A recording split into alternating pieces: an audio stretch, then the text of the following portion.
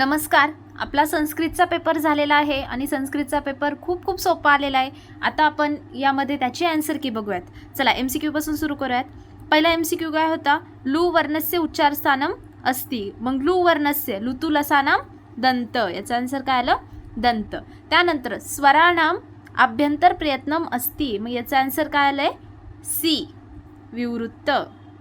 त्यानंतर पुढं तुलस्य प्रयत्नम सवर्णम.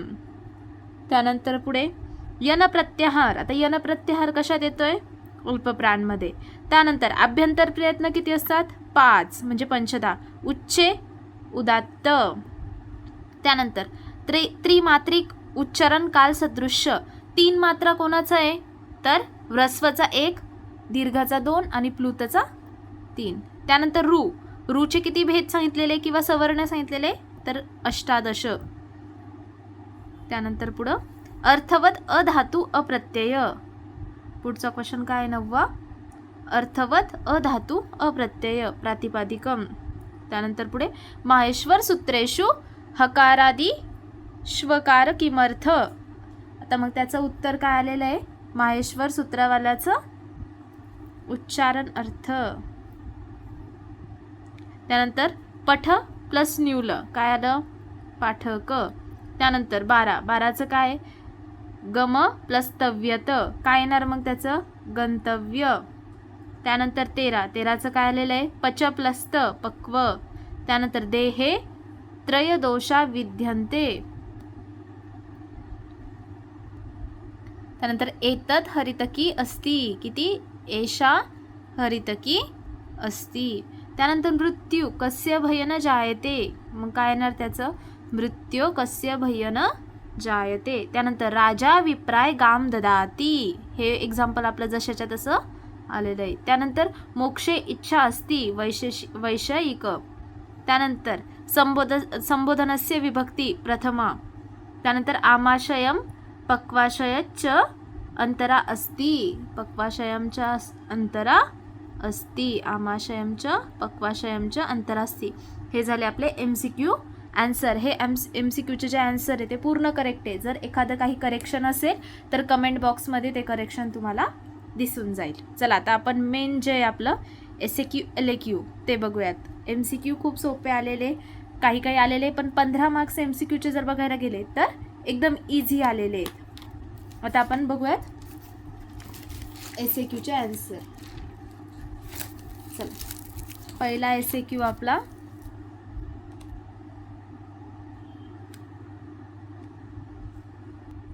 पहिला MCQ आहे पृथक दोषान संधीचा. तर मग त्याचं काय होणार? पृथक दोषान. त्याची काय झाली मग? व्यंजन संधी आणि प्रकार कोणता आला? जस्त्व संधी. त्यानंतर पुढे एतन मुरारी काय येणार मग? एतत मुरारी अनुनासिक संधीनुसार.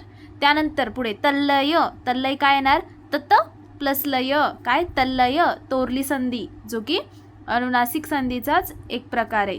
त्यानंतर चौथी काय होती? कदाचित शय्यायाम. मग त्याचं काय झालं? कदाचित शय्यायाम. कदाचित शय्यायाम. मग तचा काय झाला? त समोर काय आला? छ आला. मग तिथं तचा झाला च आणि शचा काय झाला? छ. मग छत्व संधी. त्यानंतर न प्लस इच्छती. आता न इच्छती काय होणार? नेच्छती. त्यानंतर पुढचा क्वेश्चन काय होता? समासाचं काय आहे मग? कोष्टम गतः. कोष्टम गत. गत श्रित अतित पतित गत अत्यस्त प्राप्त आपन्ये आणि बुभुक्षु. हे आपण बघितलेलं आहे द्वितीय तत्पुरुष समासमध्ये. मग काय आलं तिथं?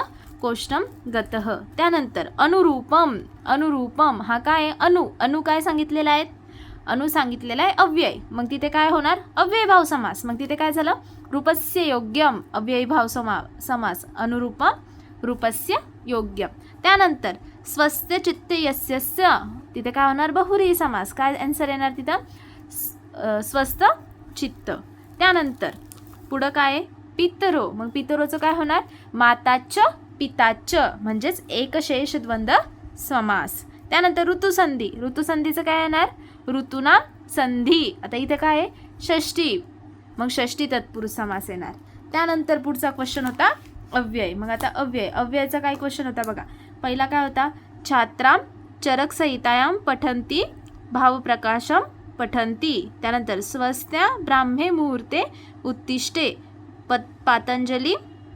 पतंजली योगसूत्रं महाभाष्यं रचितवान वारी पिबेत वायू अस्ति. मग आता काय येणार इथं, तर पहिलं येणार बघा.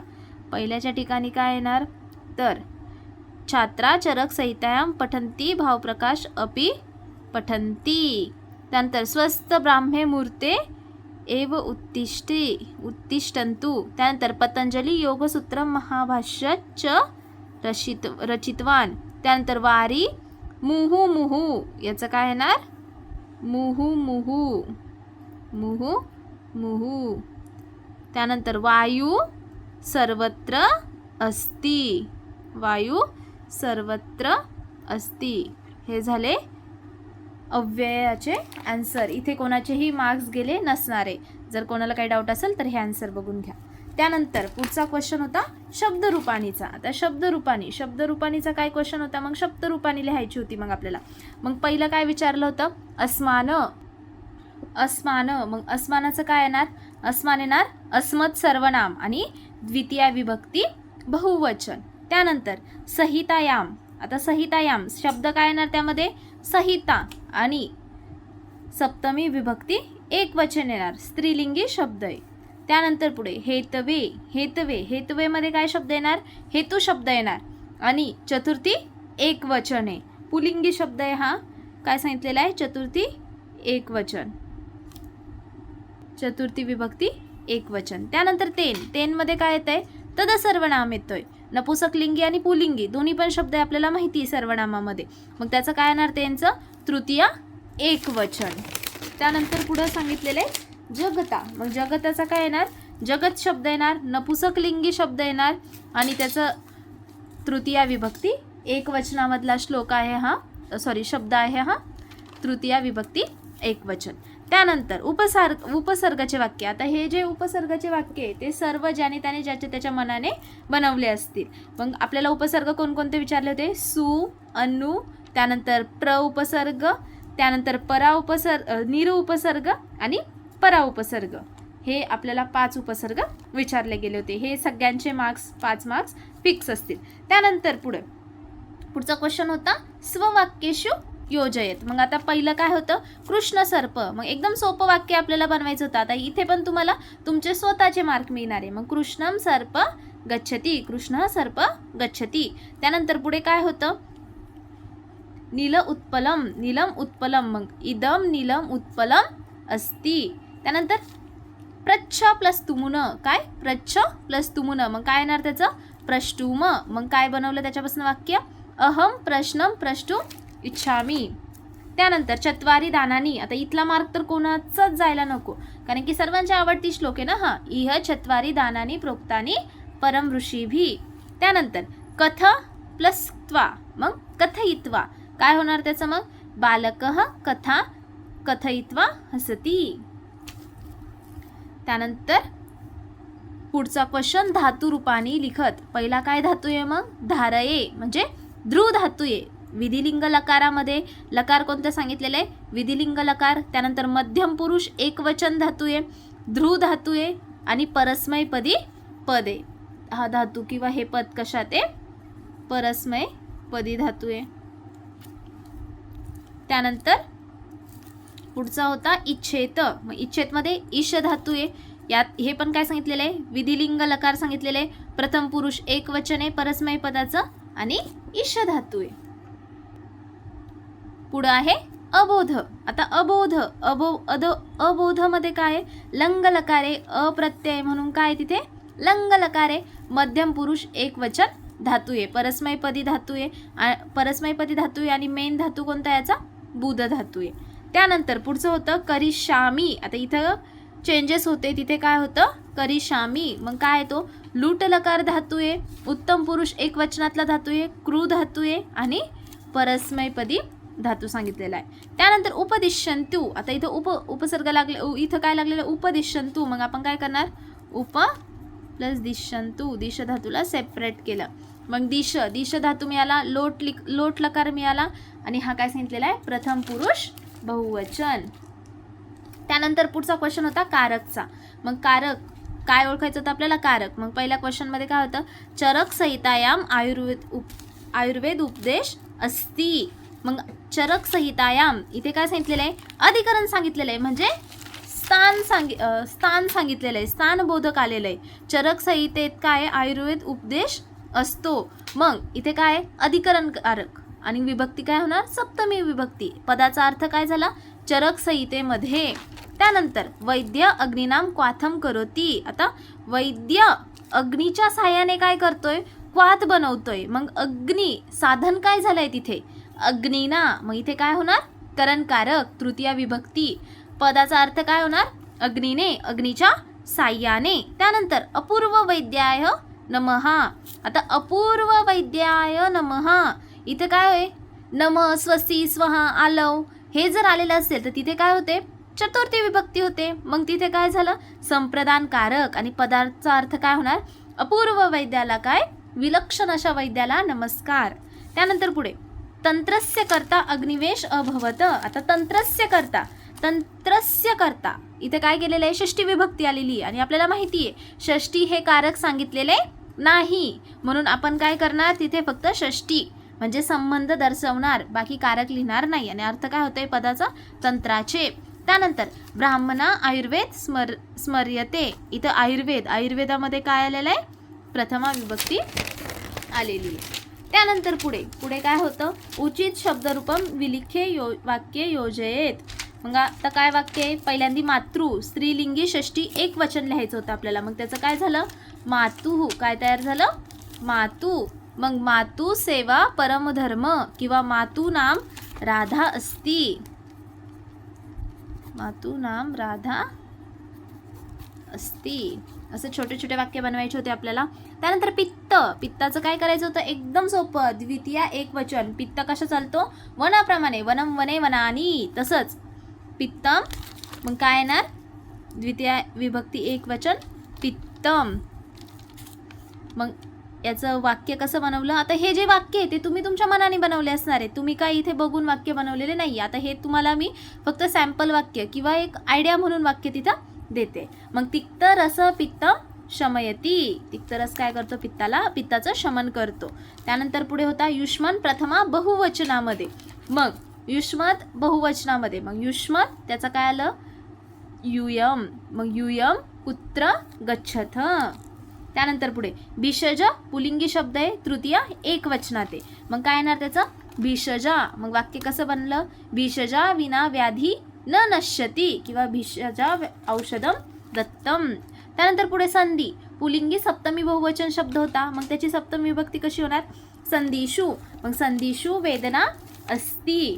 त्यानंतर पुढचा क्वेश्चन होता समासाचा. मग समासामध्ये काय? अकुशल. मग अकुशल आलेला आहे म्हणजे काय झालेला आहे? सगळ्यांच्या आवडतीचा नाही तत्पुरुष समास म्हणजे न कुशल नाही तत्पुरुष समास. त्यानंतर पुढे होता चोर भयम. आता भय, भीती, भी हे जर शब्द आलेले असेल तर तिथे काय करणार होतं आपण? पंचमी तत्पुरुष समास. मग तिथे काय झालं? चोरात भयम पंचमी तत्पुरुष समास. आता पुढचा समास होता स्वाद अम्ल लवण. आता स्वादू अम्ल आणि लवण इथं काय दिसतोय आपल्याला? द्वंद्व समास दिसतोय. मग काय होणार? स्वादूच्च अम्लंच लवणंच. मग इथे काय झालं? इतरेतर द्वंद्व समास. त्यानंतर अध्यात्मम. आता अध्यात्मम अधि आत्मम. मग अधि आत्ममचं काय झालं? आत्मनी इति. अधि काय आहे? अव्यय. मग अव्यय भाव समास झाला तिथं आत्मनी इति. त्यानंतर ऊर्ध्व वायू. आता ऊर्ध्व वायू इथे काय होणार? कर्मधारय समास. त्याचा प्रकार कोणता? विशेषण विशेष्य. मग त्याच्यामध्ये काय होणार? ऊर्ध्वच्च असो वायू. ऊर्ध्व वायू. चला त्यानंतर पुढचा क्वेश्चन होता संधी. आता संधीमध्ये काय आहे? आता करेक्शन होतं गंगा अमू आणि गंगा अंबू. मग गंगे अंबू. मग गंगे अंबू जर गंगे अंबू तर तिथे काय होणार? गंगे अंबू पूर्वरूप संधी होणार. आणि जर गंगे अमू असं असेल म्हणजे आता करेक्शन मला ऐकायला आलंय, मुलांनी सांगितलंय त्यानुसार गंगे अमू आधी गंगे अमू होतं तिथं काय झालं असतं? प्रकृतीभाव संधी. आणि गंगे अंबू इथे काय होणार? पूर्वरूप संधी. त्यानंतर पुढे सर्वे अपि. आता सर्वे अपि इथे पण काय होणार? पूर्वरूप संधी. मग सर्वे प्लस अपि. त्यानंतर विष्णू उदय. मग इथे काय होणार? इथे होणार दीर्घ संधी. ऊचा ऊ प्लस ऊ तिथे काय होणार ऊ होणार. मग विष्णू उदय इथे काय विष्णू उदय दीर्घ झाला. मग अकसवर्णे दीर्घ संधी. त्यानंतर पुढे होतं वाक प्लस ईश. आता हा क्वेश्चन चेंज झालेला होता. पुढचा क्वेश्चन चेंज होता वाक ईश. मग काय झालं त्याचं वागीश. कोणत्या संधीप्रमाणे जस्व संधीनुसार काय झालं वागीश. त्यानंतर पुढे होतं हरिम वंदे. आता हे एक्झाम्पल एकदम सोपं होतं. काय आलं मग तिथं हरिम वंदे. हरिम वंदे अनुस्वार संधी. हे झाले आपले संधीचे आन्सर. त्यानंतर आपण बघूयात आता पुढे प्रत्यय. पुढचा क्वेश्चन प्रत्यय होता आपला. तर प्रत्ययचे आन्सर काय येणार भाषा शानच. मग काय येणार भाष्यमान. संचित्य संची प्लस ल्यप. मग काय झालं तिथं संचित्य. त्यानंतर चिंता प्लस स्तवतू. मग काय येणार चिंतितवान किंवा चिंतितवत किंवा चिंतितवती. त्यानंतर पुढे पानीय. काय इथं पा प्लस अनियर. मग काय झालं तिथं पानीय. त्यानंतर पठतुम. मग पठतुमचं काय होणार पठीतुम. काय होणार पठीतुम. त्यानंतर पुढे वाच्यप्रयोग. वाच्यप्रयोगाचे आन्सर आपण बघणार आहेत आता. तर पहिलं काय होतं कुपितः वायू आमाशयम प्रविशती. मग त्याचं काय येणार कुपितेन वायुना आमाशयम प्रविशते. त्यानंतर तेन वाटिका गम्यते. त्याचं काय येणार सह वाटिका गच्छती. त्यानंतर तेन पुढचा क्वेश्चन होता दारुणे रोगे रुध्यती. मग त्याचं काय येणार दारुणा रोगा वर्धन्ते. त्यानंतर उद्वर्तम कफ हरती. मग त्याचं काय येणार उद्वर्तेन कफ ह्रियते. इथे काय आहे ह्रियते असं ह्रियते. त्यानंतर वाग्भटेन अष्टांग हृदयम रचितम. वाग्भट अष्टांग हृदयम रचितवान. इथे काय येणार वाग्भट अष्टांग हृदयम रचितवान. हे झाले आपल्या ह्या पेपरचे आन्सर्स. आता हा जो पेपर आलेला होता तो खरंच खूप सोपा आलेला पेपर होता. म्हणजे या पेपरमध्ये अवघड असं काहीच नव्हतं. जर या पेपरमध्ये काही करेक्शन असतील तर तुम्हाला ते कमेंट बॉक्समध्ये टाकले जातील.